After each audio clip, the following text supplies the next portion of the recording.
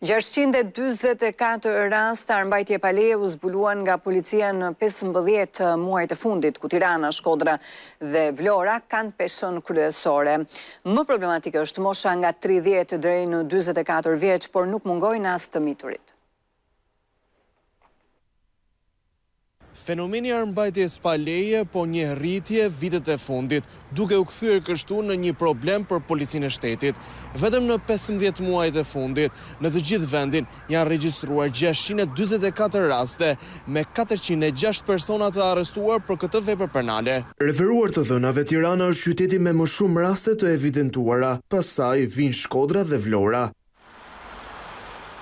Mosha më problematike e personave të vënë në pranga është 30 deri në 44 vjeç. Nuk mungojnë as të miturit nën 14 vjeç të arrestuar për këtë vepër penale.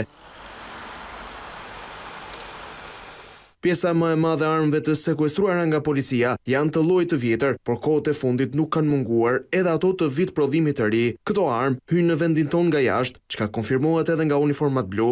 Zyrtarisht policia i tha televizionit Klan se ndonse nuk ka një linjë të futjes në Shqipëri të armëve dhe municioneve, ka grupe kriminale, të cilat janë goditur nga autoritetet pasi kanë tentuar ose trafikuar armë dhe municione nga Kosova apo vende të tjera.